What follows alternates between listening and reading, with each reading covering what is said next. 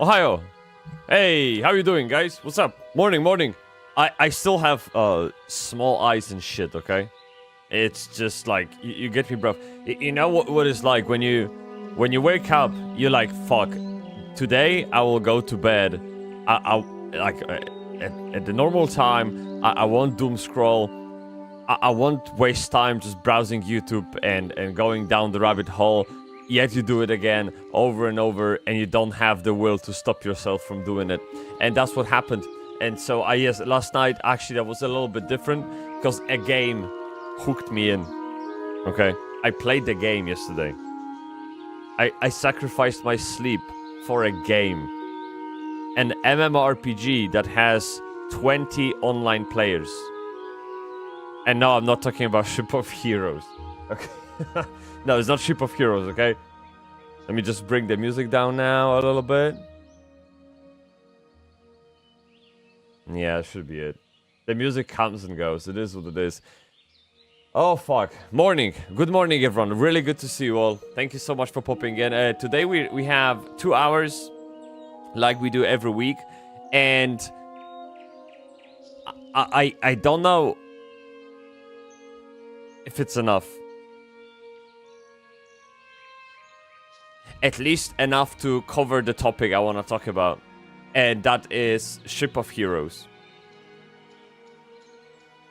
Yes, I want to pop in and talk about that game. There's been lots of drama about it. Especially around the pricing and the launch and the behavior of developers. And I tried to be fair as much as possible. So I spent yesterday a few good hours browsing through the internet, looking at the thing, and trying to make sense out of it. Like, how did we get here? And it's very convoluted. Well, it is. Well, on the surface, everything is simple. But when you look under the hood, this shit has been cooking for 7.5 years, 8 years. And to ruin it like that. To ruin the efforts of your entire team like that.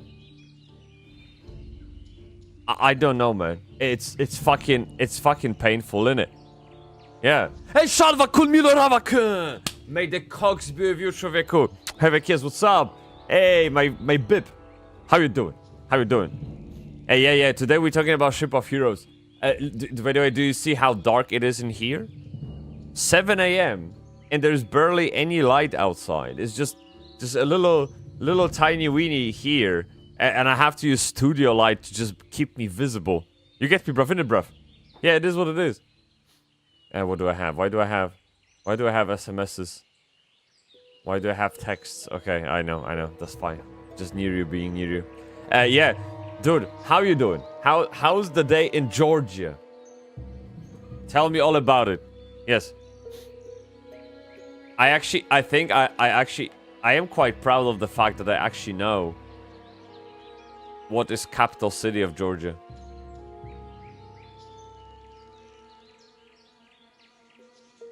And now I'm scared to say it, because what if it's wrong? Yeah. No, I am genuinely good in geography. Maybe I can't play GeoGuessr, but I have a very good understanding of the world and of the atlas. You get me, bruv? It's called Tbilisi. I knew that. Of course. Yes. Hey, good, man. You're bringing good vibes, bro. Hey, man, you too.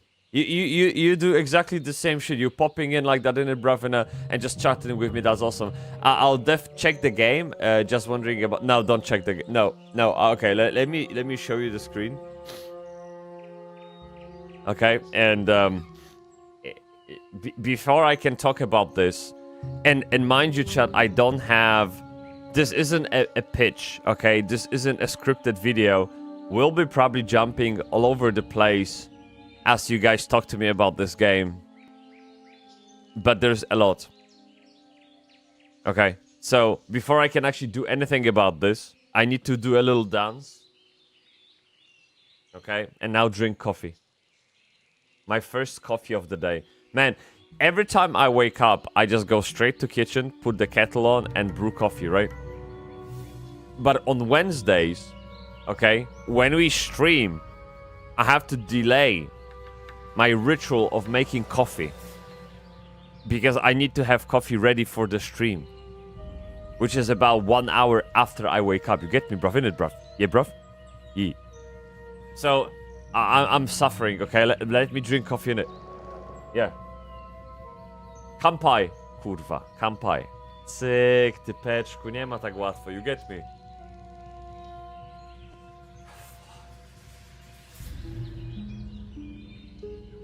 Man, the smell of it.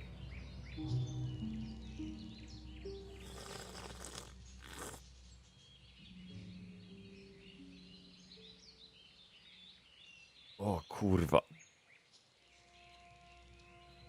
Yeah, one more. Oh, so good, one more.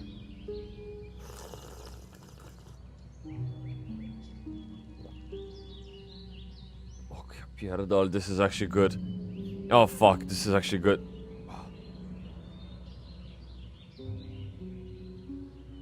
Nice, dude, let's go! Kampai, whatever it is. Kampai means cheers in Japanese. Yeah, man. Yeah, absolutely. We're going to Japan. We gotta know our stuff. I'll quickly swallow water. Water is disgusting. What am I, a horse to drink it? Not so much. So, but yeah, sometimes you have to. Chat. So, Ship of Heroes. What do we know about the game? Chat, I need to set the stage so you guys know what is going on. And why, by the end of the stream, we will arrive in a position to understand why the game is mostly negative right here. Kurwa. Okay, do you see that? Mostly negative. It's not looking good. It's not looking good. And if we go to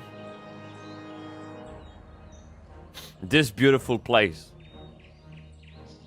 This beautiful place.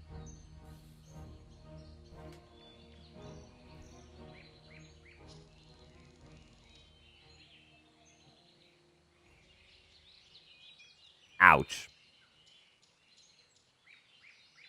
I will repeat again. This game has been in development for about 8 years. I think one of the developers posted on the forum 7.5 years of a team of 15 to 20 people. Half of them being volunteers. Can you imagine that? Guys, do you imagine? Can you like just slow down and think? Where were you in your life 8 years ago? Think how much happens in 8 years of one's life. It's fucking insane. 8 years ago, man, I was sucking on my own thumb. I was that little bitch being a waiter and just oh my god. It was so bad. 8 years is insane. And now multiply 8 years by the team of 15 to 20 people. You are getting 100 years, collective 100 years of lifetimes working on this. Okay? In parallel, but still, like collectively, if you add it up, it's about 100 years of human life that someone won't get back.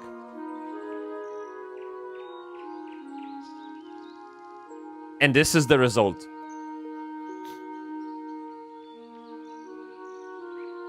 You get me, bruv? It's bad.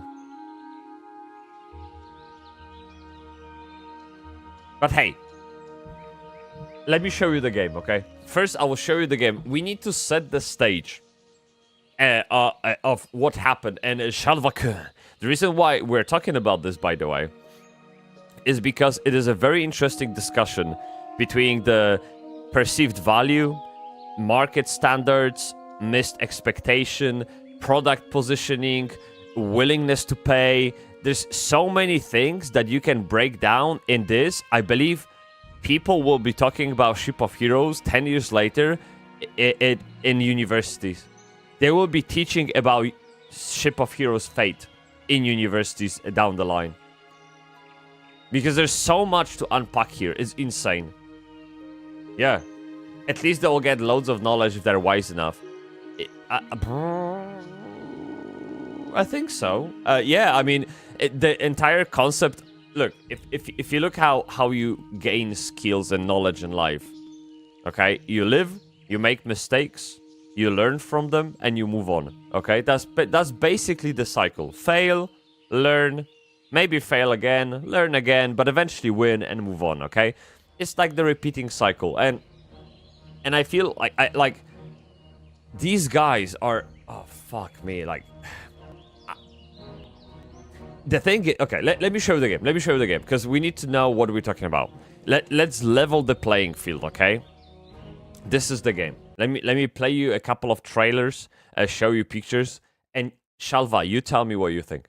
Like just by looking at the game. And I will ask you, how much would you pay for it? Okay, here we go.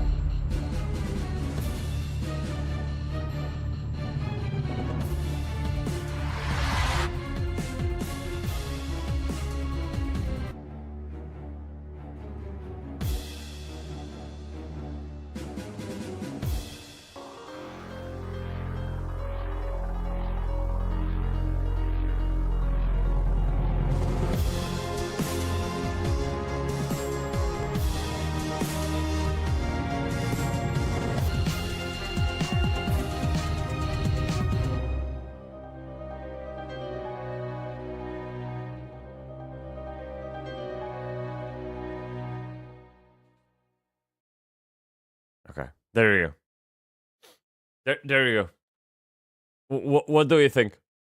Yeah, I mean the trailer. Yeah, that was a gameplay. This is another gameplay.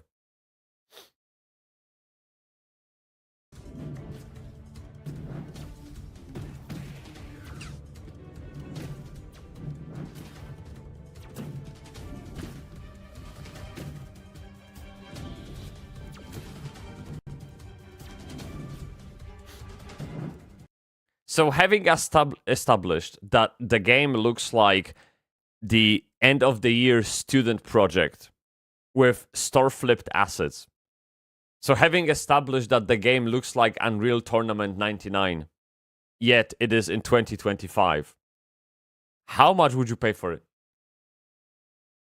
Imagine you are a happy Steam user, okay? You show up on Steam, you click around and like, oh, Ship of Heroes, what is this? Okay, and you watch the trailer, you read about the game. How much would you expect to pay for it?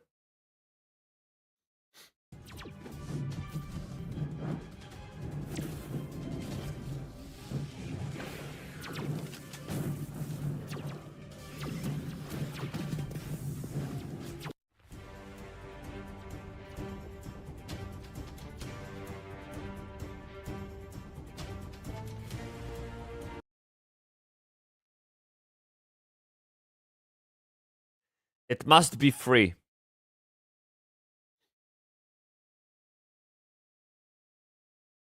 You're a savage, man. Today you're a savage, I have to tell you. Honestly, it must be free. So here it is. Here it is. So the game, the box of the game, okay? And this is literally the entire issue with the game right now. Well, I mean, it's like a confluence of things that led to it. But anyway, this is the main bone of contention, okay? The prize box, or the box price, is $60. Plus, you have to pay $15 per month of subscription.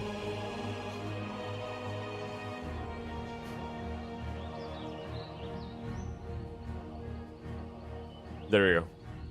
Ship of Heroes will be $60 plus sub at launch. Available Monday. Okay. Yes, you get discounts if you buy more months in advance, kind of like WoW does. Okay. But here's the deal. You have to dish out $60 to access the game. Not even... Like, you have to have $60 in your bank account, disposable, to try this game. Okay? And there is one thing that's very important to clarify, and it doesn't help much, okay? Because, I mean, you just said the game is worth nothing, basically. And I am close to that. I can imagine why people would pay something for this game, because they expect that from online games. They cost money to run, they're expensive to build, and I think this is quite expected to pay for an MMO in one shape or form. I mean, you have to monetize a live service game, of course. But, man. So, in those $60, okay, you have 1 month sub included, and 2 years worth of DLCs that haven't been announced. So essentially, you don't know what you're getting, yet it is included in the price. So it might as well be worthless, or it might as well be worth thousands of dollars. I don't know. Like, no one knows, so you can't really bundle that up into the price, because it just maddens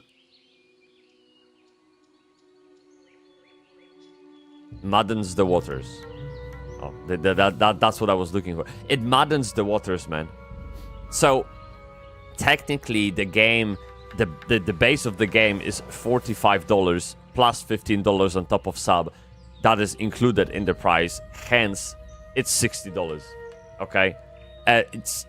Yeah. So, $60 and the sub fee Sub-fee is in that, by the way. For a game that's ugly looking and unpolished as Ship of Heroes is certainly a choice. Should probably have half the box price at least. That is still very generous. Yes. I mean, I got this feeling of open worldliness or whatever, but the whole thing doesn't make any sense. This isn't an open world. You literally have one ship. You have one ship. This is the ship. And in that ship, you fight with people. It's like, yeah. It is what it is. Hey, Radinki-chan, may the cocks be with you, Radinki-kun. How you doing? Hey, have a kiss. Good to see you. I'll drink to that, okay? So essentially, this is what it led the game to, and obviously, there's been a huge backlash. Oh my god, huge! Like, dude, if you think you've seen it, you haven't. This is absolutely insane, man. $60 for a game like this. I can't justify it. Honestly, I appreciate how developers, they keep saying how they've tested the price with the target audience. They thought about it many times. I get it. But I think what we are seeing as gamers is a failure in product positioning on the market. There's something called product market fit. When you build any product, software like Netflix or fucking, I don't know, Starbucks coffee, okay? Like whatever product or service you're building, there is market fit that you have to take care of. It's exactly who you're selling to, how much they're willing to pay, what are the alternatives, why should they care? There's like plenty of things that have to go into the product to make market fit. It's very difficult, and some companies take years to find it. Really, it's like, for example, you guys know maybe I don't know. Do you guys know Slack? Many people use Slack in their work. Okay, they took, I think, 3 years to find a way to sell themselves. In a way, right? Because this is essentially what product market fit is. Like, meet the demand with supply and explain it in a way that we understand each other. Like in the simplest terms, okay? And it took Slack 3 years to find a way to sell themselves as the tool for comms in the workspace, basically. And so I feel like Ship of Heroes have failed utterly to position the game on the market, and price is a huge discussion point in positioning. Of course it is, right? And yeah, we have let me see, what do we have here? Where is it? Just like this, these are reviews are savage. We're gonna go through reviews in a second. I had this post, 1 second, where is it? Here, there we go. Look, this is the post. The Ship of Heroes team has betrayed fans that waited for years, someone says. By the way, if you go to the forums,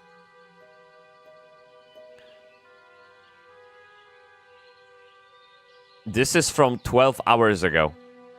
Half of the forum is banned.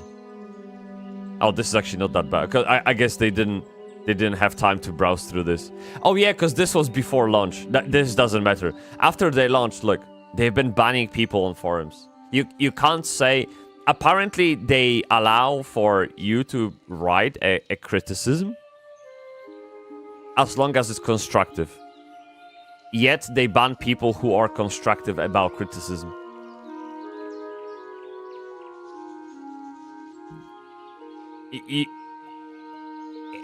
I think the reason why it's so loud about the game right now on the market is, 1, because of the price, and 2, because how developers acted to the reaction of the market. Like, it's almost like self-fulfilling prophecy, okay? I don't think anyone would even mention the quality of the game, any bugs that it has, nothing, if it was cheaper to play. I really don't think it would be a problem at all. At all. No one cares. We have plenty of games that are coming out today that graphics are utter shit, yet people play those games in hundreds of thousands. Look at fucking Schedule 1. Like the simplest example, you have the game on the ship where you fucking find the traitor. What's the name? Among Us. Okay, you have Peak. You have so many games, or even the supermarket simulator. People play games because they're fun, they're good, the design makes sense, the world makes sense, mechanics are interesting and engaging. People think if you have systems, right, graphics are not that important. But if there's nothing to fall on in terms of systems, graphics become the center of that attention, because this is like the last resort of what the game has to offer. Does that make sense? It's like, do you know what? Do you guys know Victoria cake? Victoria sponge cake, delicious, fucking delicious. And by the way, actually, the Queen Victoria started the trend. This isn't a joke. Victoria cake. There's, I'll show you. Look, we're looking at the screen. I'll show you the cake. So this is how I look at the. Maybe let me go for this. Oh, this is it. This is it. This is it. Look, this is delicious. Okay. The way I look at the relationship between systems and graphics is a Victoria sponge cake. Glazed Victoria sponge cake. Or just cake. You can have the cake without the glazing. It's still delicious. Probably soft, sweet, creamy, fruity, whatever. Okay? If you add glazing, it just elevates that experience. But if you serve someone just the glazing without the inside, it's disgusting. No one will eat that shit. You get me? So in a way, graphics are like spices. They elevate the flavor. They bring the best out of the dish. Okay. And that's why I don't think people would really care about the graphics if it wasn't for all the other issues. Pricing is, of course, a huge problem. Where is it? Right here. Of course, pricing is a huge problem. But there are bugs, issues, disconnection, crashes, there are plenty of problems with the game itself. And it's just, it's a disaster fest, man. Sorry, Shalva-kun. Crazy amount of price, I get it, they worked this much about it, but what have they been working for all that time, man? Exactly. So, I don't really get the argument that because someone worked for something hard, they deserve a medal. The world doesn't work that way. Like, I can appreciate the commitment, the perseverance, that's fine. That's a great virtue. Fine. But it doesn't entitles you to... It doesn't make you immune of criticism, right? And so definitely, I agree with you 100%, man. So yeah, after 8 years, indie mmorpg Ship of Heroes launches with day 1 peak of 100 players. Ouch, man. Ouch. Ship of Heroes has officially left dry dock and is now live on Steam, giving fans of superhero MMOs a fresh setting to explore. Built by small indie studio Heroic Games, I got them here. Okay, that's all they do. They exist. Yes, Zoryokun! May the cogs be of Yuruku-kun! Arigatou gozaimasu! Hi, morning, Ohio, Ohio! Ziomeczku, do you know this kanji on the screen? It means life. You just brought life to my life. You get me, bruv? Yes. Have a kiss. Yes. Of course. Yes. Yeah. Great stuff. Cutie. Yes, man. Dude, you've been following this shit?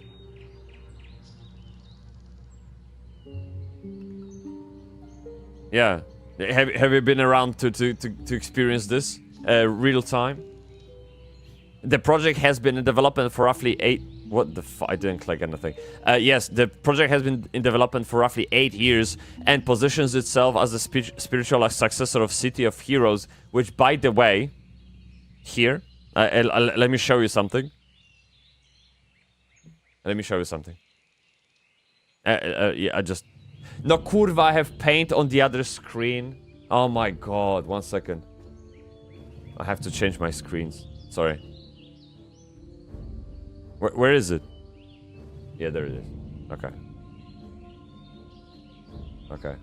I'm back. Alright. Let me fix this for you, okay? So we're gonna go for black. Okay. And we're just gonna do this.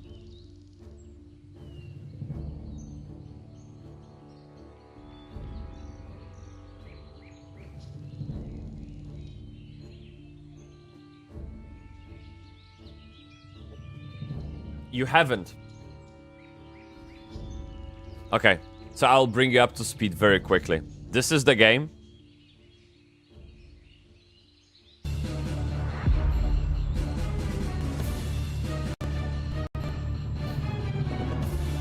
Okay, that's probably enough. You don't need to see anything else. This is the game.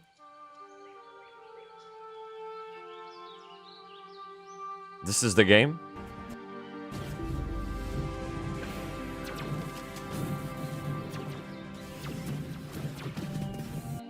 This is the price. Yes, $60. And fuck me. And I do have very interesting discussions to go through based on the forums of that game, because developer has been arguing some points and I wanted to just fire back at them. Basically, that's robbery. Dude, so basically what happens is when you pay $60, you get a sub included in this. A sub is $15 right here. So technically the base of the game is $45 plus they promise, and here there you have to, dude, they promised. You have to trust them, okay? They promised that they will have DLCs included in that price for the next 2 years. You don't have to pay for any extra expansion that they will ever make. However, the sentiment on the market is that, well, they won't exist 2 years later. That's the problem. You get me? Hey, check in. Hey, dude. Yeah, good. Remember about that shit. Yeah. So just don't release any DLC. I don't know, because the thing is, fuck, there's so many issues here. Starting with the most basic one. Look, this is a studio that has no portfolio. This is a new studio made out of, and I will find it. It's somewhere in my fucking links. This studio is made up in half with volunteers. Those people are not even being paid. Okay? It's a brand new studio. No one heard about it. New IP, volunteers. Exactly. Like literally, there's. It's like an unknown showing up and charging for the first game, which looks like this. The same price that fucking. It's even hard to. Dune Awakening and New World charge. You get me? Can you imagine this? So let's go through the forum a little bit, because this is really where it gets interesting. We know the issue about the price. All I wanted to do is just basically set the stage fairly, okay? We know where we're at, and let's dive deep, because this is super interesting. It really is insane, man. Yes, it looks like a scam. I guess I see why you see it that way. I really do. Obviously, the definition of scam is different, and we can't just, label it scam, because they're not like false advertising, right? They're not selling you a box of apples when they say you're gonna get a game. Okay, there's no misleading here. It's just disappointment. Okay? Feels like they're reaching a bit too much with this and they've killed it before this. Yeah. Would you like to be their 18th player? How can you have an MMO about this? But anyway, the developers are they do have interesting responses, okay? So let's have a look. By the way, unless they ban people for appropriate criticism, I will also mention this very quickly. This is their forum. People are getting locked and banned. This guy that I do have his post open is just banned. And yes, look, we're gonna read this, but this post is quite emotional, but he's not insulting. He's just a guy who feels disappointed. I guess betrayed is a huge emotion to go through. And if he feels that way, that is valid. You can't say the guy, you can't say to him, you are not entitled to that feeling. If you feel that way, no one is there to argue with that. Okay, you feel that way, great. What can we do about it? Well, we're gonna ban you. Shut the fuck up. Hey man, come on. You don't do it that way. Like, you know what I mean? You can't act that way. So the guy says, the fact that they're charging AAA pricing and subscription for this game, which has no niche market, because they released it years after the demand mostly evaporated, is absolutely diabolical work. People have been following this game for years and waiting, even though City of Heroes Homecoming is open and available 100% for free. And we are reaching now a very important point. People in the reviews, people on the internet, they keep saying how, you know, they're charging AAA pricing, and they keep comparing this. Look, for $60 you can get this game, that game, and that game. Fair, okay, that's totally cool. But I think what there's many things that go into entertainment. Okay, you might prefer one setting over the other. You might prefer one lore over the other. So you can't like take a game and directly compare to another game, because it's a very complicated product. Both of them are. So I think the fair comparison, if you want to really understand where a product is coming from, you need to look at something called direct competitor. Competitor that the product is positioned against, in contrast to.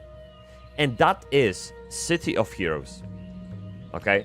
This game, Ship of Heroes, is directly competing with this for attention, for players, for money, for market.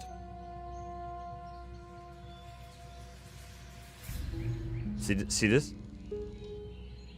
See this? Okay.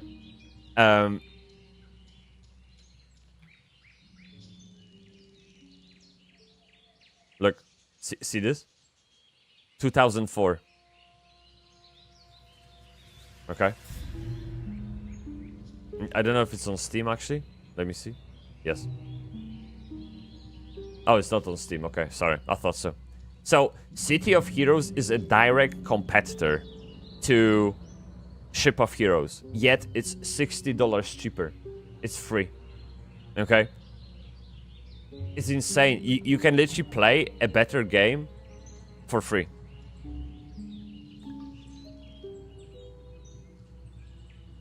How do you come up with $60 when you're competing with a free game? How?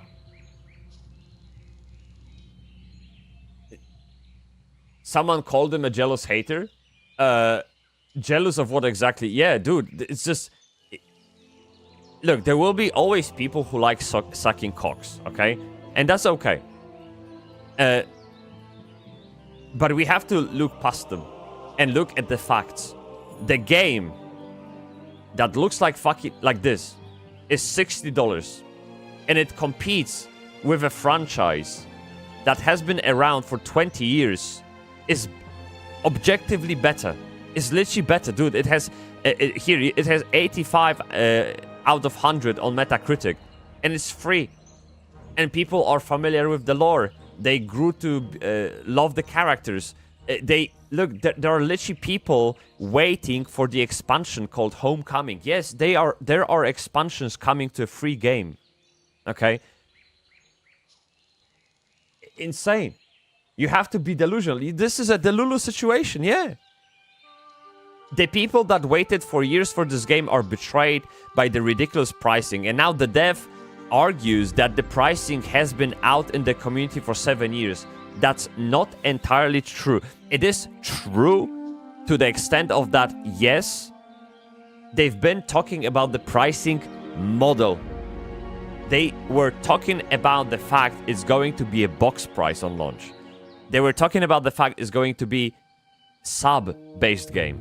Yes, but they never talked about numbers. Now, the thing is, we got a leak. Okay? Shape of Heroes digital storefront leaks the price, and in there it was 2023. Okay, they dug out the box price of $50 and 15 monthly fee. Okay, so it's not that far from where we at right now, and the developer argues that this has been out in the community for 7 years, and that people knew about the price for a very long time, so they don't understand the surprise. The thing is that it's like this hero syndrome that they're having. Okay? They think the market gives a fuck about the game that isn't out yet from an unknown studio. That's the misconception. Only a selected number of people will give a fuck about the game while it is in development. No one thinks about you until you put it right in front of their faces.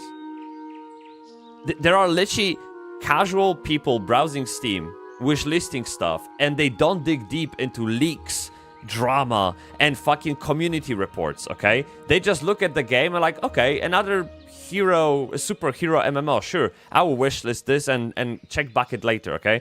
And that's it. You can't make an argument that, hey, we made it clear for 7 years. No, you haven't. That's not true. That's just not true. Yeah. A couple of years ago, a massively OP published an article detailing their scoop, which is the leak, okay? This is the article that they're referring to, of finding some placeholder number of pages. So now they are going back and saying, oh, okay, look, but by the way, they leaked the price, so what the fuck? Why are you mad? No one cares. Because 2 years ago, no one cared about the game. Yeah. Hey, Penpena-kun, by the way, may the cocks be with you, dude. How you doing? How you doing? Let me drink to your health, okay? Devs have to make a living somehow, guys. The usual idiotic takes. Make a living aka buying a book. Penpena, this is one thing. Another thing is, did you know half of those developers are volunteers? They're literally building this shameless cash grab for free. Yeah. Imagine that. Imagine you've spent 7 years of your life for this.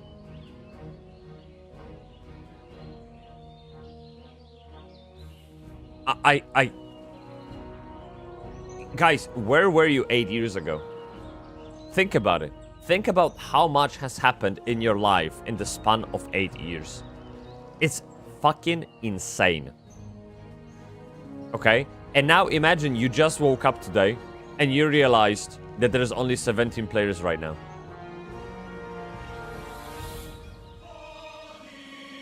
Wow. That music, by the way, perfect. Ja pierdolę. You get me? Yeah. So we have we have devs banning people. This is the forum, man. Yeah, it's just. Yeah. Few questions about the game. Kurwa, co kurwa? Yeah. You get me? Shut the fuck. What? You know what I mean? Yeah. It's just surprise, surprise. I think literally, yes. There was one thread that I very much liked. Let me pull it up. Oh, by the way, I don't know if you guys remember or know, because again, I mean, based on what the developers are saying, we are supposed to know that shit, okay? We are supposed to know about the pricing model, about the leak, about the journey. I will also tell you that they had Kickstarter in case you didn't know. How dare you not know that shit? Shame on you, okay? They had Kickstarter that failed. Well, it was cancelled. So essentially what happened is that within the first few hours, they got 10% of the goal, and it slowed down very quickly. So they just cancelled it, right? So I find it a little bit ironic how the game that just launched now, it looks like it was 10% done. Do you see the pattern here?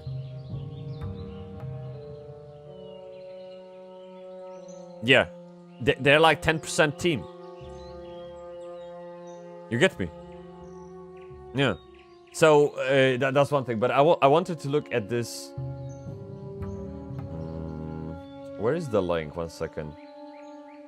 Oh, this is the question, I think, that was left unanswered. So there it is. I told you guys that in the $60 price you have the monthly sub, so technically the box is $45. Okay, and then you also have a promise. Do you promise to trust? Do you trust them? Penpenakun, Redinki-chan, Ryukun, everyone? You have to trust them. For the next 2 years, all DLCs are included in that $60. Okay? So, if they live that long, you'll get those DLCs for free. How about that? Okay?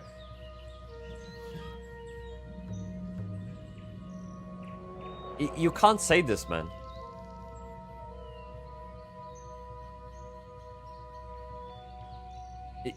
You just... How can you price a product on the market based on some kind of gamble? Because it is a gamble, man. It's business. Very risky business. It's entertainment business. It's a game that flopped on launch. And you're telling me that the price is good because I might get DLCs in the next 2 years? But I want the good game now. So how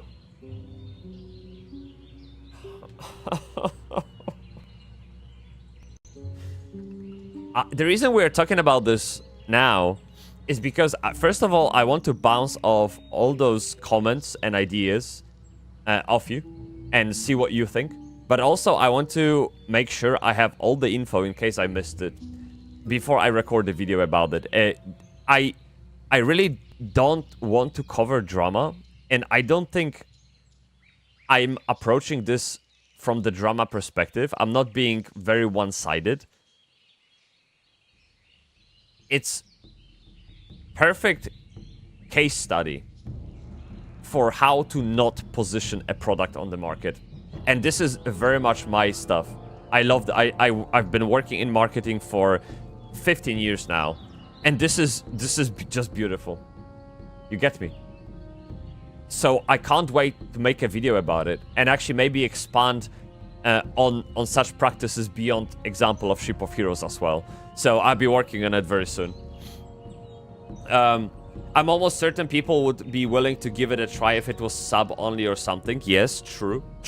I think so. I asked the guy from YouTube, our Georgian friend, in the chat this morning, how much would he pay? Guess what he said?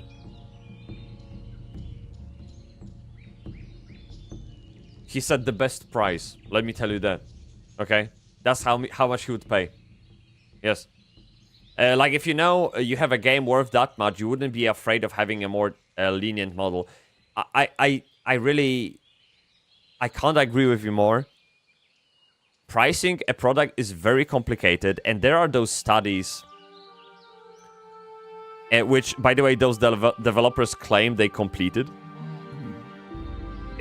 extremely difficult stuff to get. Willingness to pay is an economic concept of the maximum price a buyer is willing and able to give in a transaction. And it doesn't come down to the question, how much would you pay for it? It's a wrong question to ask. Actually, how much would you pay for it is not the worst. The worst question is, would you pay for it $30? That kind of question is very bad. It has lots of bias.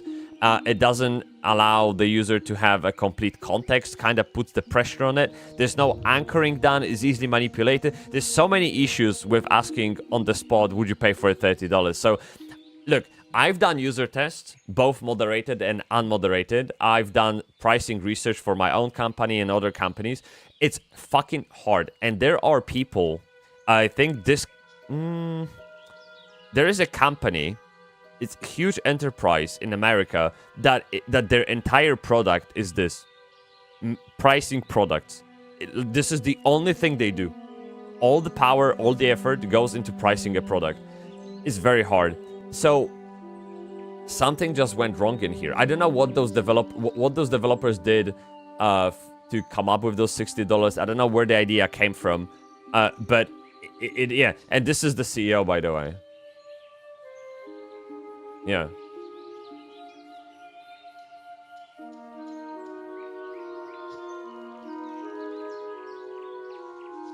Yeah, and then they don't release any, but they didn't say they're gonna. Why people get mad again? Right? How dare they? Yeah. It's insane. So going back to this DLC after 2 years, this is what they say about the DLC. Yes, indeed, we have a pipeline of significant expansions and additional content waiting to be tested, polished, and delivered during the next 2 years. So the sub pays to finish the game expansions and to keep the servers turned on while we work. And of course, this method means we can be talking with our community as we develop. Talking with the community, by the way. Just wanted to point that out. And giving them what they want. Just wanted to point that out, okay? Very, very quickly.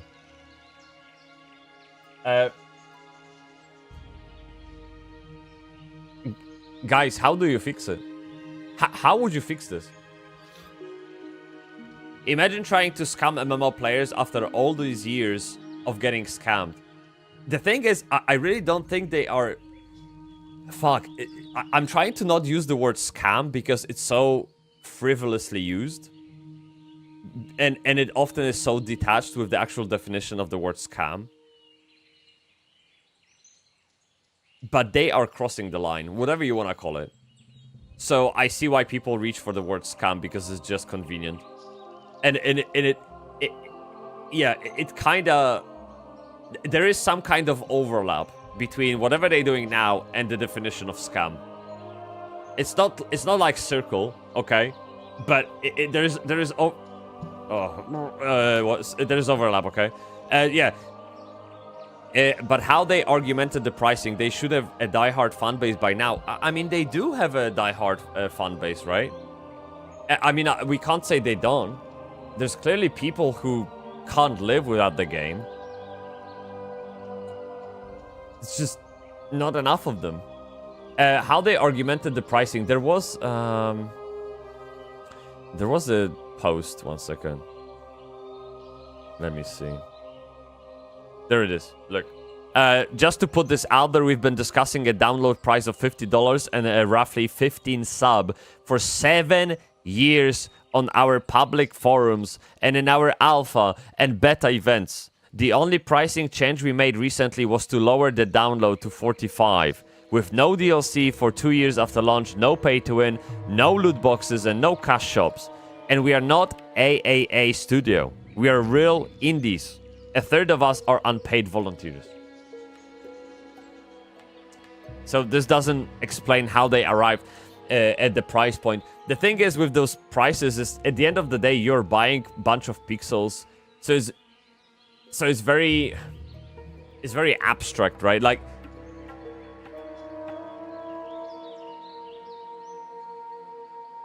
people will pay $100 for GTA 6. I have no doubt about that. Okay? Why? Because of many factors. It's like so complicated and abstract that you can pretty much slap any price on it as the developer, but the ultimate test is the market. Okay? And you have to like test those waters. What can you get away with? And at the same time, how to actually be fair and provide value for the money. But again, value is in the eye of the beholder, so pricing is very tricky. Yeah. Costume dicks incoming. Yes, please, dude. We love costume dicks. Absolutely. Oh, this is you said DLCs. Oh, my brain is just. My brain was somewhere else. It is what it is. Yes. Good luck keeping servers afloat while you work. Absolute clown world.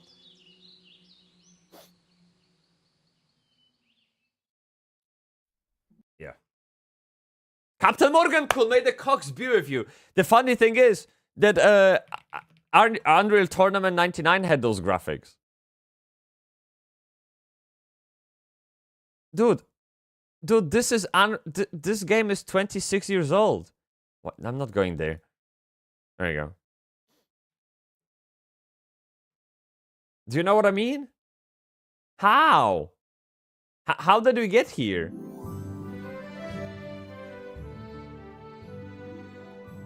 A feeling of being betrayed, robbed of both money and dreams. Fuck, but that goes... I guess, look, what I can say about the developer team, because to your message, it goes both ways, right? I mean, it's not that the... What's the name? Heroic Games Corporation, okay? It's not that they woke up, or Casey here, he woke up and he's like, yeah, I'm gonna fuck them. Let's be real, okay? Like, no one woke up and decided to spend 8 years of their life building shit that no one wants. And then trying to force it down our throat with the $60 price tag. It doesn't work that way. I want to believe they had good intentions. Okay? They would be running an asylum if it wasn't true. Like, it's just impossible, man. You can't stay committed for 8 years to a cause if you don't believe in it. It's not in the human nature, dude. So, you know, hats off for actually delivering something. I can say that, right? Like, at least they did deliver something. It is what it is. By the way, I found a very good point on the forums. Let me paste it here, okay? Someone said the game looked like PlayStation 1, and this was someone's response, not developers, like one of the readers, community members.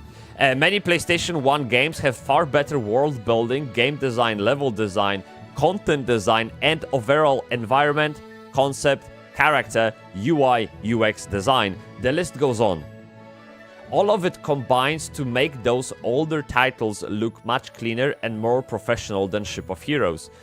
Whether or not one understands the backend process of creating virtual worlds, and now, it only takes eyes and hands to see, play, and undeniably notice the qualitative gap between this and successful IPs from decades ago. Okay.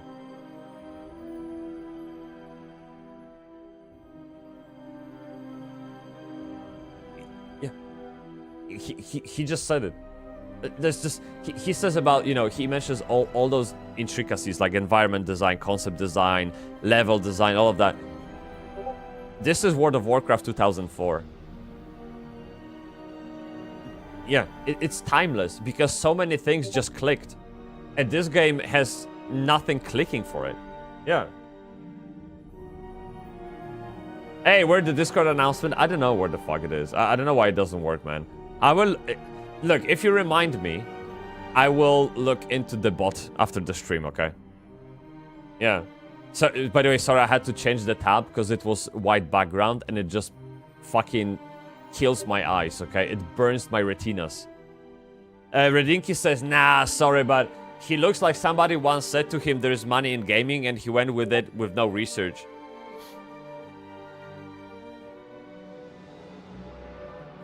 You know what? Fuck it. Fuck it. We will do it. Now he will know my real name because I'm going to visit his profile, okay, on my professional LinkedIn account. And he will see that I noticed his account, okay? Now he knows who Bybsie is, okay? Yes, I do have LinkedIn. So let's take a look. Who is this guy? Hello, my name is Casey McGeever. I help firms drive business expansion through the creation of world-class business processes, especially in operations, sales, and okay, I've seen. Okay, I right now I understand everything. I understand absolutely everything. This entire thing makes sense now. There's this great quote.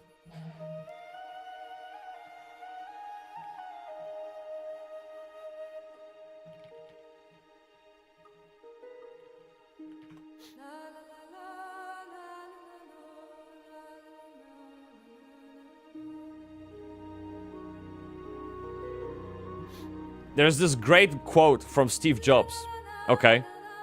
He said something like, if you let sales and marketing design the product, you are doomed. Okay? Because priorities shift. It's no longer about making a good product for the client. It's now about selling as much of it as possible, which means often demanding what customers want, okay? And that creates a product that is good for nothing because people want different things, and just because you have to drive the numbers up as much as possible, you have to make as much revenue as possible, you're gonna comply with every request, and you're gonna fucking mold this product into something that doesn't make any sense anymore. This guy, he literally comes from operations, sales, and marketing. Like, he is good in creating business processes. He's good in, like, selling, right? I know how ironic this sounds, seeing how the entire conversation is about fucking price, okay? But I also focus on enabling rapid revenue growth for highly technical businesses using acquisitions. You know what? I'm now starting to think if he's actually... No, wait. Look, it says here. CEO and president, Heroic Games, started and now running a video game development company focused on a single title, Ship of Heroes. As a new mmorpg, employing a unique management approach to greatly accelerate development speed and also reduce costs. We're highly visible in the industry as an independent game producer.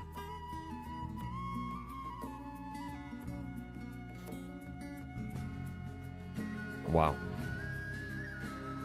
So this sentence essentially means using volunteers to build a game for you that looks like Unreal Tournament from '99 and trying to sell it to people for $60. This is basically the business plan. Okay. So yes, using volunteers reduces cost. Absolutely, you're right. Yes, yes. That's why slavery was so popular back in the day, because it was free. Okay, it made free money. Yeah.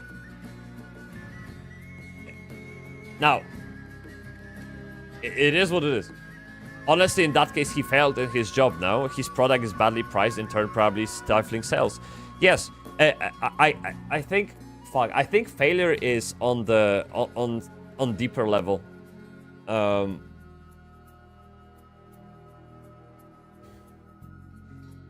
You can't build a product and then think how to sell it. You have to think about what's going on the market and build a solution for it. And it will sell itself, basically, because people will want to solve their problem, right? And I think, like, Casey here, he went for the first approach. He had some idea, had some passion, maybe memories from childhood. Maybe he's a player of City of Heroes himself, hence the inspiration. And he built a game and then realized, shit, we need money. And tried to sell it. And people didn't want it. He has very impressive background, really, like, dude, very impressive background as a leader. And you could, look, you can go to my profile and you can make the same argument. Like, if I said in here I'm building a game, right? Look, my CV is basically developer, designer, developer, mentor, this is marketing, and running my web design company for fucking 10 years, okay? This, like, if I put in here games, that wouldn't also scream credibility. I get it, okay? But I'm not doing it. Okay, he is doing it. So, yeah, I know where to draw the line, dude. So this is where we are with this. Let me see if I have anything else. Actually, you know what? One thing I wanted to go through is reviews. See what people think. Let me refresh this. Let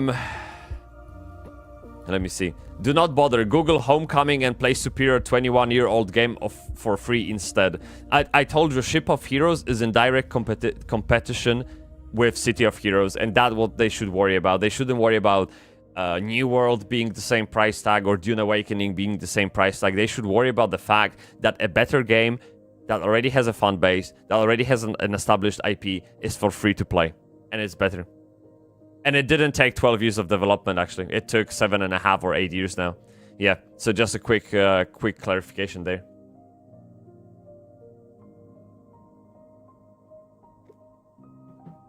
Deeply saddened by this. 12 years in development to look worse, feel worse, and be designed worse than the game it was supposed to be superior version of. I don't think any amount of additional time or money is going to fix this. The engine is truly awful. Controls feel jank. The AI voice acting sounds horrible. Icons feel like they were a high school project. Guys, what did I tell you?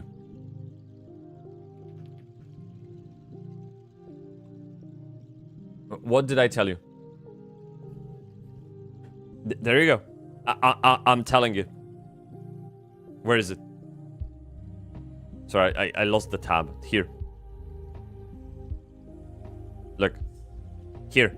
Engine is awful. Controls are bad. A voice acting is terrible.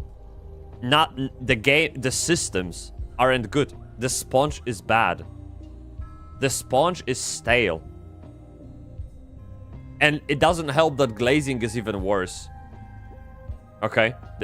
Actually, there's no glazing, man.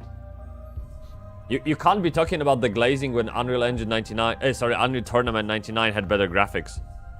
It just doesn't work. Yeah. So this is where we are with Ship of Heroes. Let me see if I have anything more in here. Not really. So Chad, let me ask you a quick question. Will you be trying? Will you be giving it a go? Like, what would have to happen for you to give it a go? That's a very, very interesting question, I think. What would have to happen right now, knowing how you know it all, to try the game? Like, if you could change anything, what would have to happen? For me, to try the game, they would have to give me free access. I genuinely would want to have a free access to see what it's like. Because I'm the person who is willing to look past all the negativity on the internet and build an opinion by myself. But that will ends with the $60 price tag. I know there's refund policy. Okay, I can play 2 hours and refund it on Steam. I know that. But that is effort. That is already asking too much. I need to it's just logistics, unnecessary logistics, okay? I want to be able to click. Look. Let me show you. Let me show you. Phenomenal game. So fucking good. Dude, it's so fucking good. Play now. Free to play MMORPG based on Ragnarok Online. One guy built it. One guy from fucking down under built it. It's so fun. It's so fucking fun, man. Unbelievable. Here is a proof how I played after the stream, okay? If I played an MMO after the stream has ended, it's good. Trust me. Because I have so many MMOs that I try, I have to be very, very strict with my choices. Yeah, I wouldn't even try it. Their approach pushes me away. So you would refuse to play the game based on the principle now. Okay, I respect that. Absolutely fine. Absolutely fine. The thing is, like, with every some kind of disagreement or any kind of online discord, there's truth to everyone's opinion, right? Like, there's no binary. There's always some kind of half-truth there and half-truth there. And while I see how people are mad about the game and how it all stinks, it really does. It's, man, it's just like Dredinky said, it's fucking Delulu. It does, like, my opinion doesn't feel complete until I actually lay my hands on it. Do you know what I mean? Like, I want to actually press W and see how game crashes. I want to see how voiceover is fucked. I want to see how it's all bugged and bad. Because it's just like, it's the cherry on top. You get me? Talking about this game feels like a waste of time already. Dude, it kind of is, but at the same time, it's a very interesting lesson for everyone else. So I think it's quite important for people to know about this if they're thinking about building a game. Yeah. They don't need coverage, they can do one. Hey, dude, actually thinking about it, there are great videos on this whole situation by Kira, if you guys want to dive in. He's farming the drama as fuck. I think since yesterday he put out 2 videos about it. So he's on it, kind of like Asmongold does with all his news. Kira is doing the same with this game, and he's doing deep dives and he's on it like Carbonet. So yeah, cool. Guys, what do you want to talk about next? I do have a few things queued up. We can kill this. I got all those links saved up. What's this notification? Did someone like something? Oh yeah, I posted. Can we sum up this section of the stream with this?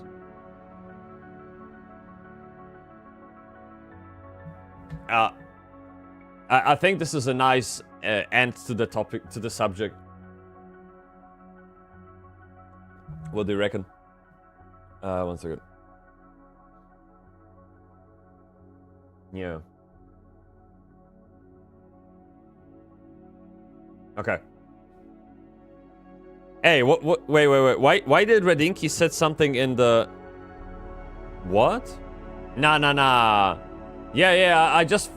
What? Okay, let me have a look. What is this? Why not the link, but the screenshot? Jesus, Rockstar Games.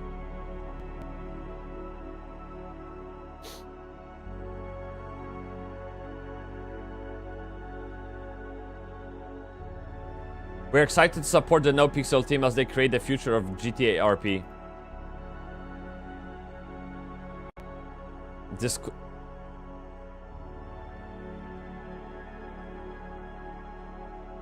could be us.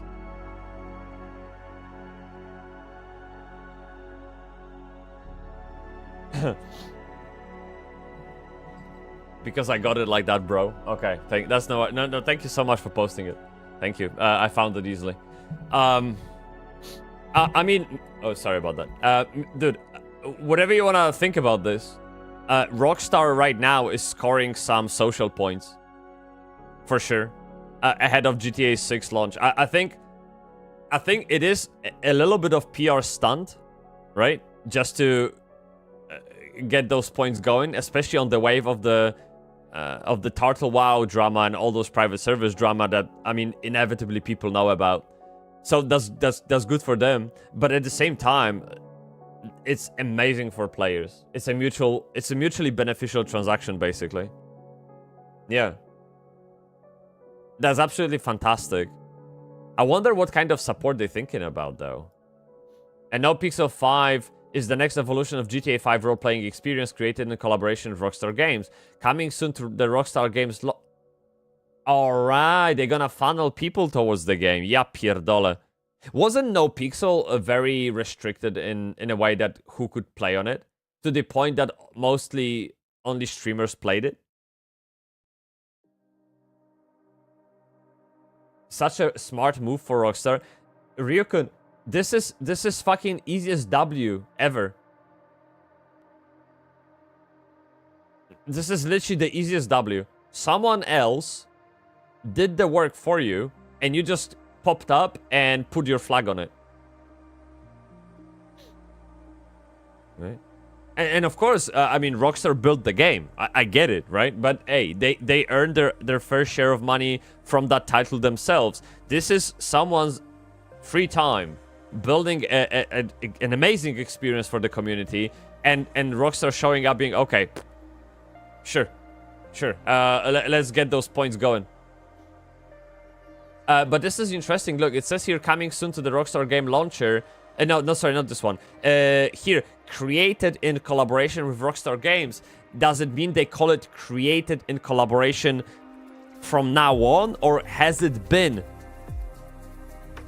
created in collaboration? Like, all I'm saying, is this the announcement of the collaboration that has been going on for years? Or is it something brand new and Rockstar is just taking over from now on? Or taking over... It doesn't... I don't think they are limiting their creativity or anything like it, but they clearly have something in mind, okay? Yeah. Me and the gang when GTA 5 came out. Me and the gang when GTA 6 comes out. Yeah. Yeah. Me and the gang when they announced Ashes of Creation development. Me and the gang when Ashes of Creation development completes. It could be the same, dude. Yeah. Dude, what is this music? Oh, kurva! Wait, we are playing fucking copyright music and... What is this, YouTube? Why would you do that? 1 second, let me switch it up. Shit, I didn't even notice it's been playing because I'm having such a good time, man. Let me put this one. Okay. This is beautiful. Right. No Pixel have superb devs, like really chat people. Imagine collabing to make GTA 6 RP better. This is amazing. This is absolutely amazing. And I wish Blizzard saw potential in working with all those talented developers who are willing to literally give their time for free in the name of betterment of the community. Because sure, maybe Turtle WoW comes from the wrong place, and maybe at the end of the day they are some kind of criminal organization. Maybe they do it just to make money under cover of donations. I don't know, okay? I don't know. But there are private servers made by genuine fans of people, and the only reason they ask for money is because it costs money to run it. Imagine the power, the kind of snowball effect behind a private server with official backing from Blizzard. It would be insane.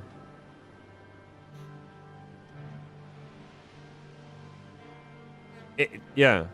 So, of course, there are private servers, again, made with bad intent in mind. But not all of them are. And I don't know the story exactly behind Nostarius in 2016. If that server was bad or not. I don't know if Ascension is a bad server. I don't know, right? And maybe Blizzard knows more than we do. But in some kind of universe, I would like to see Blizzard approaching a private server and doing, look, guys, we've been watching you. You're doing great. Can we help you? Instead of, guys, you're doing great. Can we shut you down? Thank you. You know, it's just different conversation. Okay. When I see this, I see microtransactions and the death of 5M in place of individual launchers to bleed a player base dry. There's always risk of that, right? Well, the new game released on PC at launch day, so more amazing people on PC can keep creating more and better experiences. You have no idea how many times I tried to get into GTA RP, but the steps you needed to take to play the game that way was just overwhelming. There are CV-like, job-like applications to those servers to let you in. And I know why. I get it why. I'm not advocating to remove those barriers. But to me, it was just too much to jump over. I think I would play great RP. Just to be very humble and honest. I really do. But it's just too much, too many hoops to jump to join it. Yeah. RP is all about people. Wrong actors will kill all of that. Absolutely. Guys, did you hear about this? Look. Just speaking about bad actors, right? Let me show you this.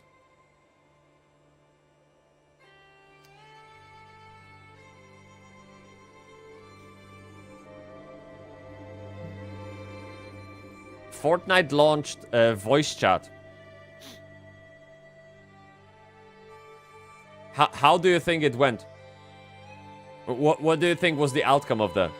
In a game that is full of that is full of emotionally unstable teens. What do you think happened? How many moms did get fucked that day, do you think? Yeah. I think if a few of us went in together, it would be so fun. It would be peak cinema, man. Honestly, I can... Yeah. I am 100% in. It requires a lot of effort, but I think it's a great content, man. Really great content, great fun. I can't imagine not having fun in RP with friends. And especially other people that we meet on the way too, right? I still miss my good old days in 5M, Goopy Dorian. Who the fuck is Dorian, man? Yeah, what did he do? Yeah. Yeah, thanks, Redinki-chan, for the news. I love when you send people... overall, chat, if you send any news, I absolutely love that. It's because it's just me in this fucking unkept bedroom trying to find what's good. And having those extra set of eyes out there in the world showing me stuff that I missed is great, right? Like, there's no way I can do as good research as we do collectively. So it is what it is. We do not talk about Dorian. That hobo should remain in Don't ask. Okay. Okay, I see this is a very sensitive topic. Okay, I won't ask. I don't need to know. I was just curious. Such a dickhead. Mentioning him made me say you out loud. Okay, Redinki, did you spit on yourself a little bit? Sorry. I do have some Fapkins here. If you wanna, yeah. Okay, let's forget about it. All right, let's forget about it. I do have a couple of stuff. Nereus sent a great video. And this is a big video about WoW's new player experience revamp. Now, we know how convoluted World of Warcraft is for new players, how much is going on, and I've seen over and over my friends and even family members who I got into playing games to just simply bounce off that wall. They log in and there's like kurva sausages from every direction, okay? It's like fucking a siege, alright? Siege of facts, visual effects, numbers, and quotes, and things to do. Okay, it's just demolition, right? And so there was an attempt by Blizzard to trim that down, and they came up with this Exiles Island, I think is the name of the starting zone. So essentially, what happens is that when you create a new character, you can start in Exiles Island zone or whatever. From 1 to 20, and then you can branch out to any of the expansions that you want. And you can like pick an expansion and level there to the maximum level, to the latest content at least. But the issue is that you literally just kept like 90% of the game. So imagine you are in this isolated noob island. You do the quest there. Okay? And then you choose one of the 10 expansions to level your character to the end. What about the rest of 9 expansions? They're literally like forgotten, kept. You have no idea what the fuck was going on. Yet, every one of those expansions contributed to the fact how the world looks like right now. So you're so fucking detached from the world, from the expansion, from all the events, that it's just overwhelming. You can't connect emotionally with the game in that state. So it seems like Blizzard has noticed that, and they are revamping the new player experience for Midnight. And from what I heard, this is nothing but good. And also, I found this post this morning. Let me quickly show it up. From Blizzard. There it is. And they are talking about Midnight being for everyone, which is a worrying statement, but if you want to have mass market MMO, this is kind of your fate, okay? So let's hope we make best out of it. For example, look. Where was it? There you go. So they will, for example, they will bring back reputations like they were in Burning Crusade era. So what I mean by that is that they are going back to things that worked. Not only the lore of the expansion is slowly coming down to care for normal local issues. Still, sure, we have to deal with Zalatath, okay? But look, we're not going to Karish to fight the Void Lord, okay? We're going back to Silvermoon. It's the step in the right direction, I would say. Back to the Earth, okay? And then we have systems brought back that were good. Reputations from TBC were great. I farmed them like crazy. I have all reputations from TBC, and Wrath of the Lich King fucking exalted, right? They were awesome. Now I don't give a fuck about a single reputation at all. It's crazy. And then what else is there? One more point. Where I forgot. Oh yeah, the leveling experience. Yes, and the leveling experience gets streamlined, and I think it's supposed to ease players into the world a little bit better. So, oh yeah, and then housing. Also, yes, housing. This is an evergreen content in the game, dude. Right? So, I think Midnight is going to be great. But this is one video. And another video is Blue Protocol Star Resonance. And this is a very interesting video for me to watch because I know very little about Blue Protocol. Pretty much nothing, to be honest. And I do have it in my calendar to play it later in October when it launches. Okay? So I am torn apart which video to watch. Maybe you know what? Maybe while we decide, let's take a look at this. This is one of the prettiest games I've ever seen. Check this shit out.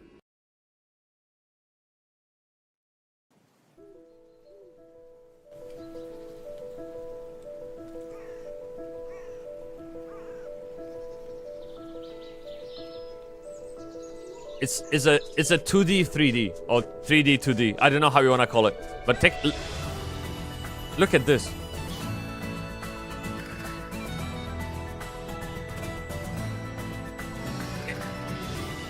The idea behind the graphics in this game is just so cool. It's essentially a bunch of 2D sprites creating 3D world. I love it. And I think this one is also being built by one guy. Yeah.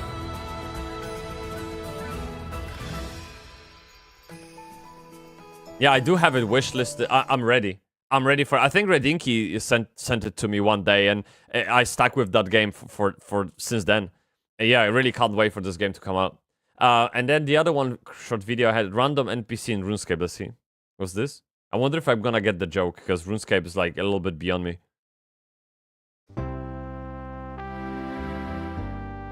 Okay. Okay. Nice.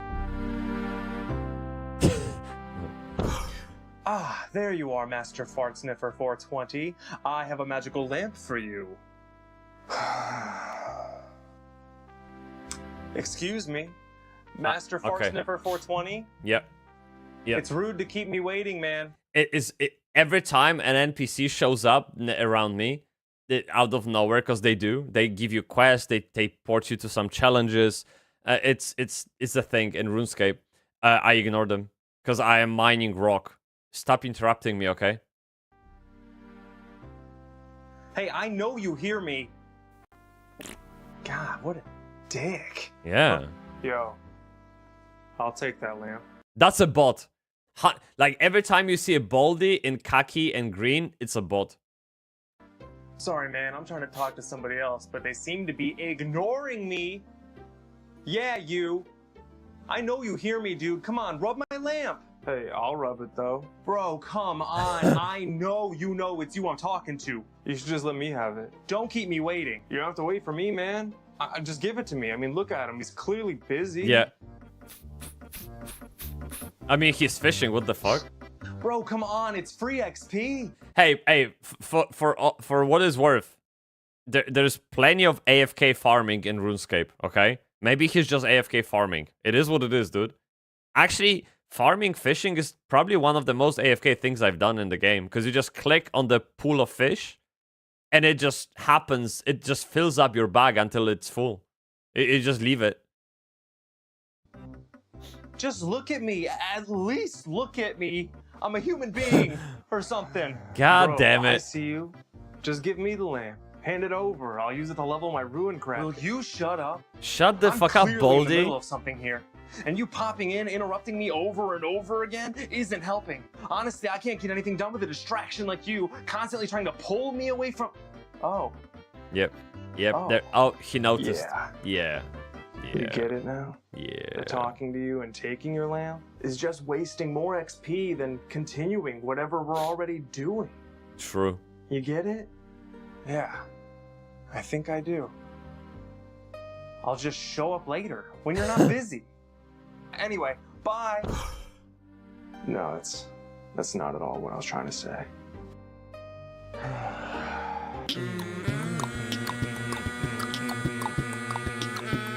Okay, that's pretty cool. I like that. Yeah, that's really nice. Here's 369 gold while mining. Excuse me, sir, I need my inventory slots. True, because those tasks are so lame, man. It's like, there's barely any value behind those. It's more for fun, I guess, than anything else. Wait, why did I shut down YouTube? I'm sorry. Let me go back to this watch later. Let me see. Watch later. I'm gonna I'm gonna see this Blue Protocol video. I want to see what I'm getting myself into. Hey guys, by the way, do you have a Samsung fridge? Because soon that fridge will show ads. Okay. So yeah, you get you grab popcorn and watch them ads. Okay, be a good boy. Just off topic, but I had a glimpse of something and just reminded me. An MMO that respect your time. But as always, there's a catch. There is no such thing as gacha MMO who respects your time. It just doesn't work. Just hack the fridge and take all the mined BTC to yourself. How does... Wait, do you mean... Wait, do you think they're mining BTC with your fridge?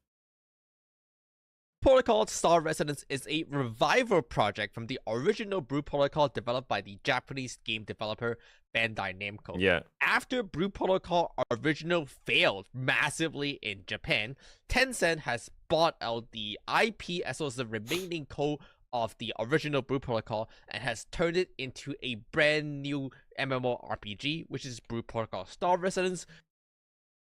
I really hope it is full-blown MMORPG, as they say, because I looked online and it very much seemed like instanced world where you can see people in dungeons and cities. But out there in the open, you're just like in Genshin Impact by yourself.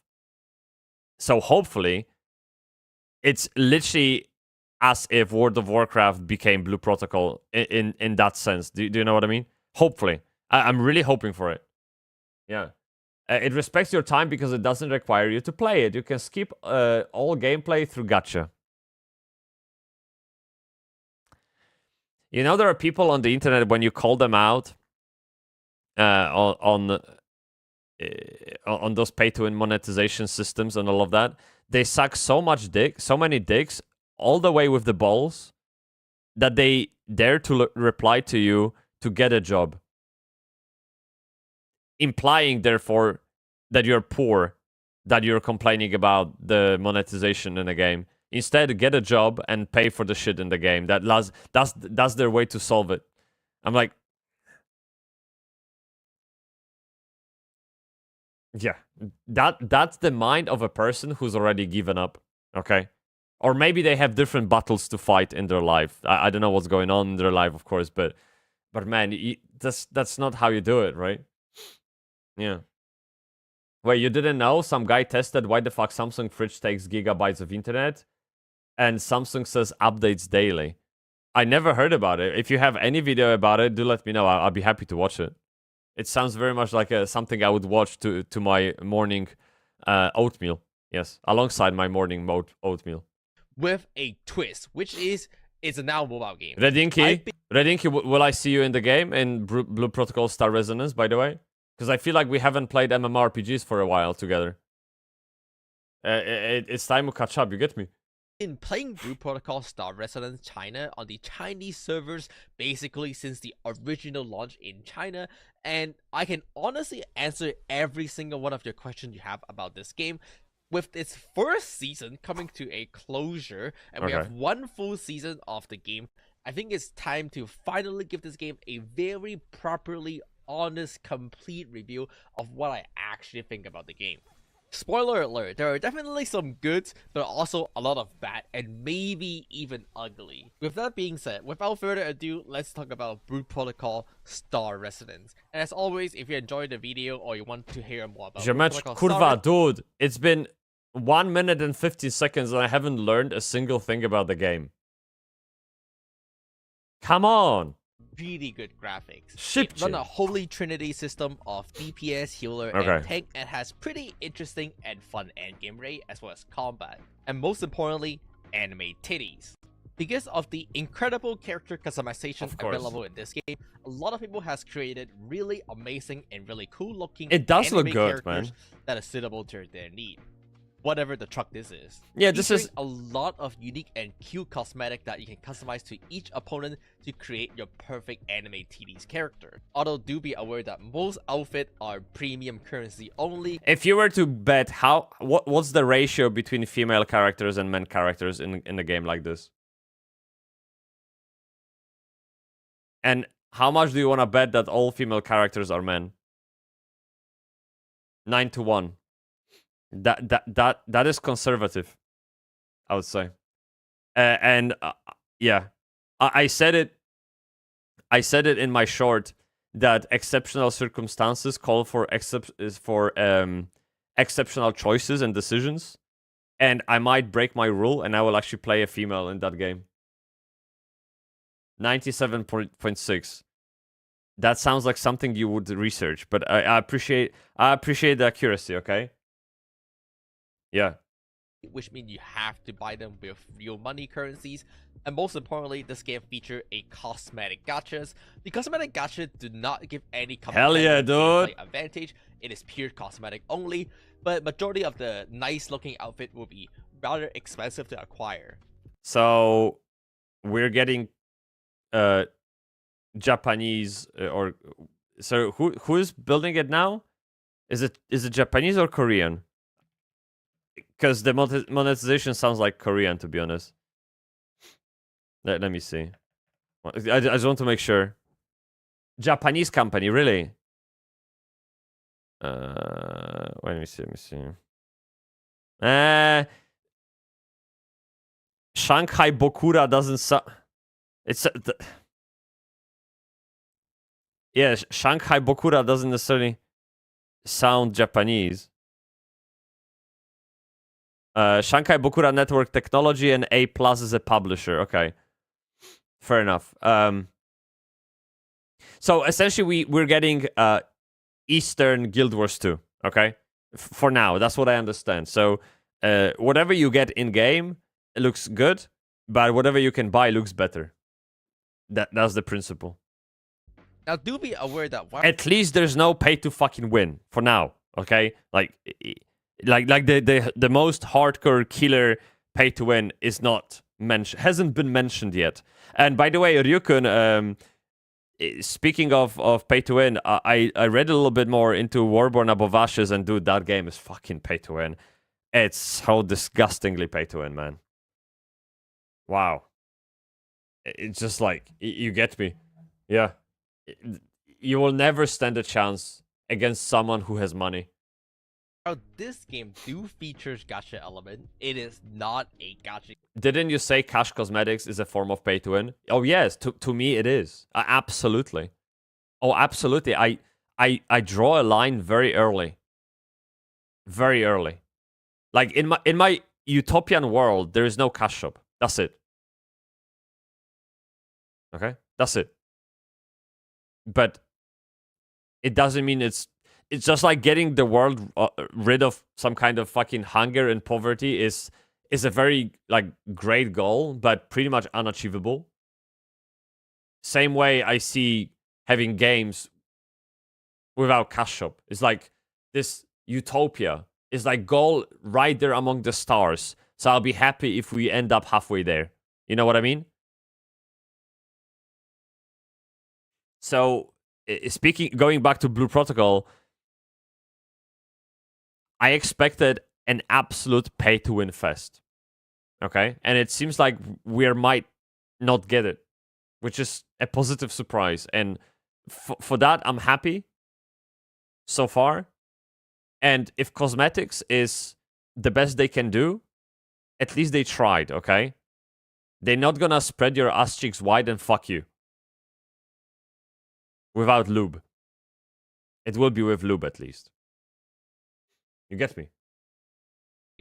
It is first and foremost an MMORPG, but it does have slight gachas element, mostly in the cosmetic, but also in the form of Imagi, which are battle summons.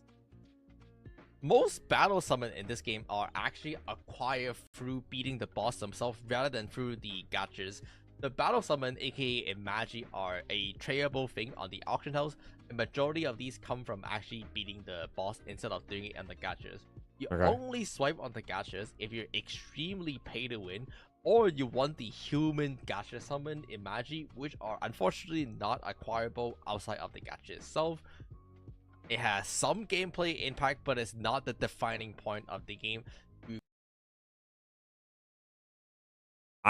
I don't know if I got it. So when he says human summon, does he mean the character? So as in there are some... I'm confused. I will just jump in for redeeming my free pulls, and that's it. Probably as with any other gacha there is. Yeah, I'm not even doing that. Yeah. Yeah, because that sounds to me like farming silk in New World. I'm sorry. I have childhood trauma related to this. Yeah, there's I need higher purpose to play a game, I'm afraid, and just having pulls for the sake of having pulls is not necessarily for me. But hopefully the game is more engaging to you than just free pulls. Okay, hopefully. Fingers crossed. Okay, because because gacha market is notoriously known for being abusive towards players' wallets, I guess, and very disrespectful for the time put in the game. It's just essentially more of a social experience, and anything you want from that game, you just pay for it, and it's kind of the definition of the genre in a way, or subgenre in a way. And seeing any kind of shift towards what we in the West consider acceptable, to me, is a big W. It really big W. But yeah, we'll see how that goes. There is a bundle in Warborn Above Ashes that costs £225 in the game, and we've seen some people with it. 225. What do you remember what that bundle gives you? Because I hope it gives you godly powers. I really do. Well, not for the sake of the game, but for the sake of that loser that paid for it. I can see... wait, I stay away from these free pools. I can see why, but it can be fun while it lasts. Then the pay-to-win wall happens. Yeah, I think to an extent, in Throne of Liberty, any gear upgrading, any gear progression before the pay-to-win wall was hella fun. And so I can see why those RNGs can be enticing enough to stick around, but they only keep you hooked for so long, right? I mean, the game has to offer some meat, some merit, substance to keep you going. And those individual dopamine hits are just not... They just fade away, right, with time. Yeah. I enjoyed my 5 minutes with the 2 most popular gachas. I don't remember the name anymore, Mao. And I think it had to be Zenless Zone Zero because of Jane. I'm 100% sure you played Jane in Zenless Zone Zero. And then Genshin Impact, probably the OG. Yes. Yeah, I would bet those two. Last gacha I played was Dragon's Nest. I never even heard about it, dude. Yeah. You get a load of cosmetics things, various currencies, and other things I can't remember. Okay, so you get currencies that you can use then to upgrade the gear. That makes sense. Yeah, but the beauty in Warborn, even if you have the best gear, you can drop it on death in PvP, and then someone else will own it.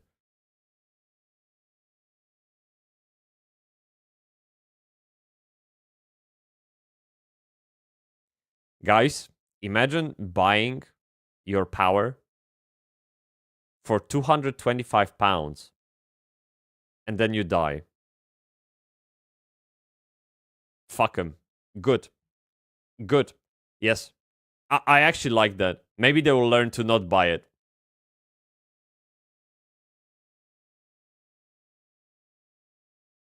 Yeah. PvP is usually in big groups as well, so the chance of dying is high. PvP in Warborn Above Ashes is just something else.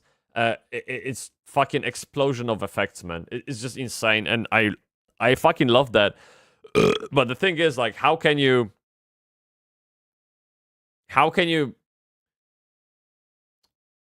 contribute if everyone else has paid for power? You'll be dead before you even try. Yeah. People buy ships for dollars in EVE, jump to some system where they get ganked hard. So, wait, 1 second. In EVE, when you die... Sorry, when your ship gets destroyed, what happens? Because if I remember correctly, in EVE, you can get your ship back. Like, repair it, rebuild it or something?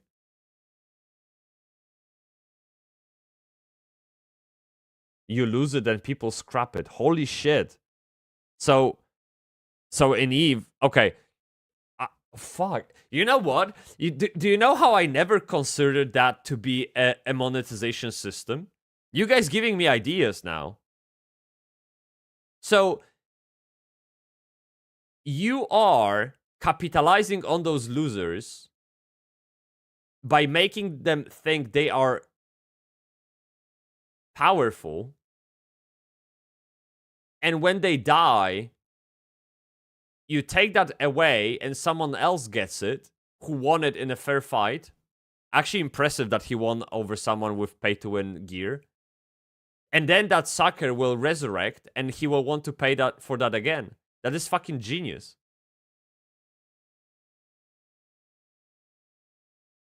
That is fucking genius, man.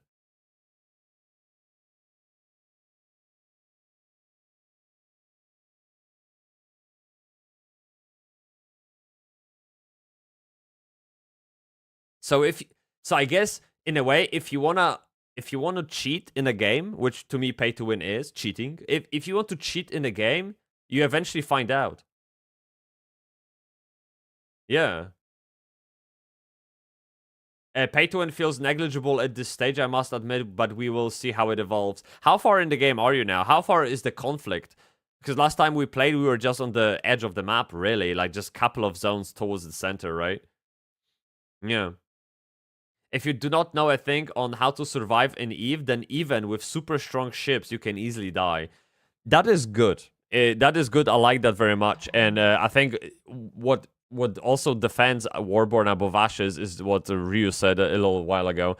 That you can easily die to someone who doesn't know what he's doing. Okay? And there will be those people. But the real danger is from someone who knows what they're doing and they can pay. That is the ultimate issue, I think. Powerful and rich. Does it remind you of anyone in real life, maybe? Powerful and rich. The most dangerous people, House of Cards kind of stuff. You know what I mean? Yeah, I think it translates to games very nicely. Wait, we're not gonna watch this video, let's be honest. But I'm glad it started the conversation. I really love talking about this shit with you guys. Let's play music. Okay, Penpenakun! To be honest, I've met whales who don't care if they're bad at the game. They just log in to do their whale shenanigans, usually join guild to flex their wealth, and that's their whole existence. So what I can say to this is that I feel very sorry for them. Because clearly their entire identity, their entire value of their life is tied to a few pixels on the screen. And they have to make themselves feel good by flexing those pixels in front of other people. It's the same feeling I have every time someone drives Ferrari by me. It's like, okay, you poor soul. You poor soul, really. Yeah. It's very sad, man. But vain people are the easiest to capitalize on. And that's why we have pay-to-win Korean games. Because those people have nothing going on in their lives. Or maybe they think they don't. I don't know. But they find, like... They tie their value to numbers in the bank account. It's just bad, dude. Don't do that, chat. Don't do it. You are worth so much more than money in a bank account. Yeah, it's ridiculous. Thievery, but make it justified with an extra step. True, true.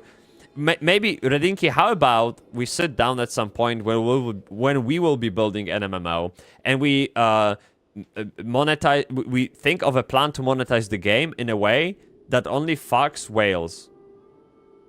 So we'll essentially flip the table. Okay? We'll flip the table.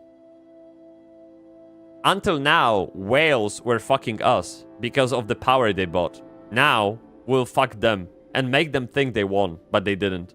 This is the best form of manipulation. This is a peak. Redinki, what do you get when you put two introverts together in a room? I'm scared to answer that question. Yeah. You get me? I've seen ships that could kill me with fart getting destroyed by 100 players with B-size ships biting that guy that didn't know how to run away. So death by 1,000 cuts kind of thing, right? So you torture until they give in. It sounds like EVE Online is a really great game if you are into sci-fi and starships and all that kind of stuff. I think it's something that we can... It's a game that we all can learn something from for sure. Like, if you have a game running for 2 decades? How old is EVE, by the way? Like, it has to be 20 years now, right? That is impressive, man. That is fucking impressive. Like, whatever you want to think, that is impressive. We're closer to the middle now. Warbands are starting to fight over territory now. I might pop in and see how that goes today. I literally spent late night yesterday playing Spirit Vale. I highly recommend you guys check out Spirit Vale. Even if it doesn't stick with you, it's very interesting how you can build your character. I never seen anything like that in MMO. Well, I mean, I kind of have, but not lately, maybe. Let me put it that way. And it's even more impressive that the game was built by one guy. You get me? Yeah.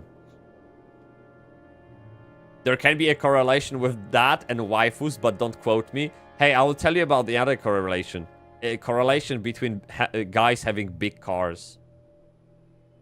What do you think, Radinki-chan? Yeah, I would say that one is also quite... But don't quote... Hey, don't quote me as well, okay? I'm not... You know what I'm not implying anything. It is what it is. Yeah. Lately, I started doing PvP. It's hard, but oh boy, the adrenaline. The adrenaline is probably what most people seek in PvP and why they play it. It's that rush, that heartbeat that comes with it. Is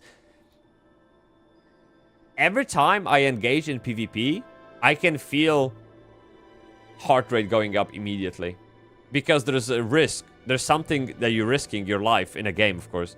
It's insane. I think this is the dopamine, the adrenaline that people get addicted to by playing PvP games. Yeah.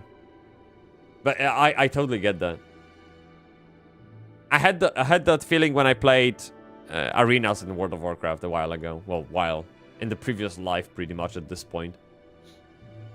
So the EVE has been out for 22 years. Fuck me. That's a lot, man. That's a long time. 22 years. 2003. So it came out when Lineage 2 came out. It came out when Guild Wars 1 came out? Isn't it? Let me see. Guild Wars 1. Hey, chat, by the way, I have great news. I forgot about it. I guess I will reward those who stayed till the end with great news. And this is a little bit of spoiler because I haven't announced anything anywhere. So you are literally the first one to hear about it. Let me just see about the launch date of this. 2005. 2005, okay. Yeah, that's quite close. Okay. Chat. I managed to put another interview in place, and it's not with Apogea. Okay? I've managed to get 2 people on the call to talk about Lineage 2. To talk about grinding games for 10,000 hours. To talk about game design and game development that keeps us in front of the screens. I think it'll be a very interesting talk. Because one guy is an actual CEO of a game development studio building MMO right now. That is heavily inspired by Lineage 2. And the other one is a fucking no-lifer. Is a guy who... he's been spending his entire life playing thousands of hours in the most grindy games ever launched, and he loves titties as well in gacha games. So there's like a interesting mixture in there, and there is me who is like heavily against pay to win, who is searching for a good MMO, and who has great experience with tens of MMOs that have been launched lately. I think the entire conversation will be fucking amazing. So we're gonna put this together, and the date we set for it is... Let me get it up. Again, I haven't announced it anywhere. I'm literally speaking about it for the first time. So we're gonna talk on the 2nd of October at 6 p.m. UK time. So this is 7 p.m. Central Europe. 6 p.m. UK time, and mid of the day in the US. So I think the time is quite convenient for everyone. You should be guys done with your work and shit.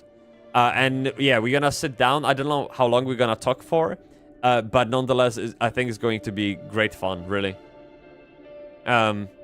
Actually, oh wait, I can tell you the names because you know them.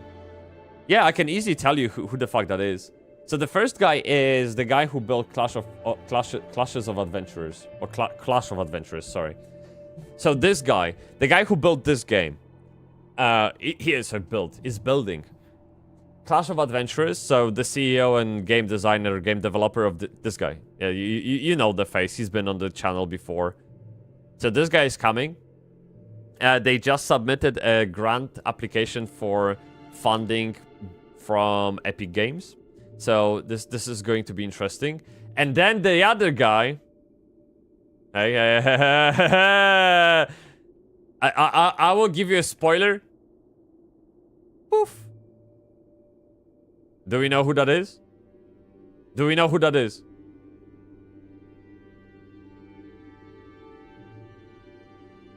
Poof. I'm just saying.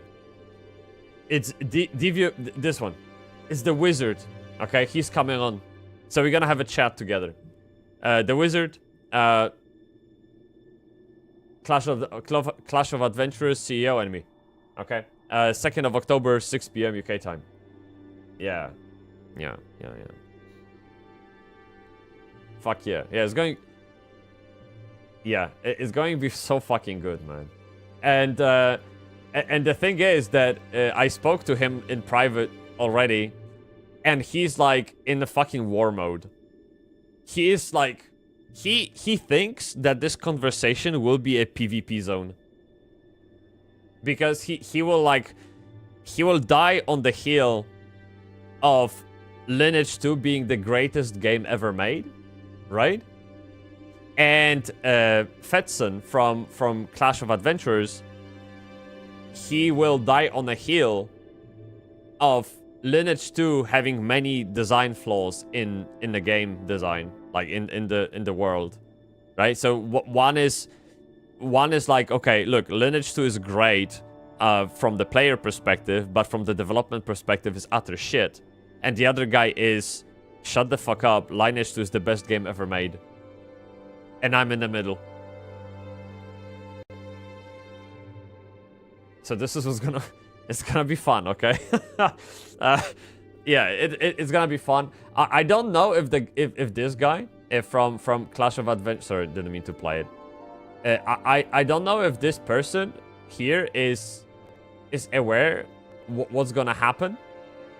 I might give him a little bit of onboarding experience, how to act around the wizard.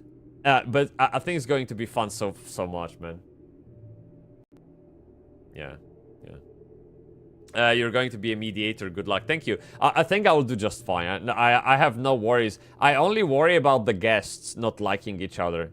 But I think they're both like reasonable adults and they will make an interesting conversation. And if things get heated, then hey, we have clips and content, okay? It is what it is. Yeah. Dude, I can always recede into shadows and let them handle duel. Okay? That's like my last resort, but I can always do that. Yeah. Anyway, chat, I gotta go. So, yeah, I got no one to rage you to. That's fine. It's no pressure. I will go. So, thank you very much for sticking around. I will be recording a video about Ship of Heroes. Maybe today. I want to put together a concise summary of the situation and my thoughts and your thoughts. If you don't mind, I will fucking steal some of your chat messages as well. So Ship of Heroes, there's gonna be a video. We already have a great video, much loved video, dude, insane video about RuneScape. People loved it and they welcomed us very much into the community. I had so much fun editing this. It's a 4-hour stream condensed into 12 minutes. And I laughed so much editing this. It was one of the best streams I ever made. So if you want to kill your time, if you're like sitting on a toilet, you can watch that. So we have Ship of Heroes. And then we have another video already recorded about what makes MMOs stick. Okay, so we're going to have that video out too. Probably next week. So stuff's happening. People are coming. I fucking love building this community with you. So thank you very much. I'll be working as much as I can to make things happen for everyone. In the meantime, if you have any MMO news, MMO drama, MMO things to talk about, send it my way, okay? Send it on Discord. I will highly appreciate it. It helps me with... It saves me time on research, and I am short on time all the time, okay? So, guys, thank you very much. Let me just switch here and end the stream. So... As always, have a good rest of the week. I'll see you on the weekend. And stay Bybsie, everyone. Kiss, kiss. Okay? Matane, ja. Bye, bye, bye. Thank you.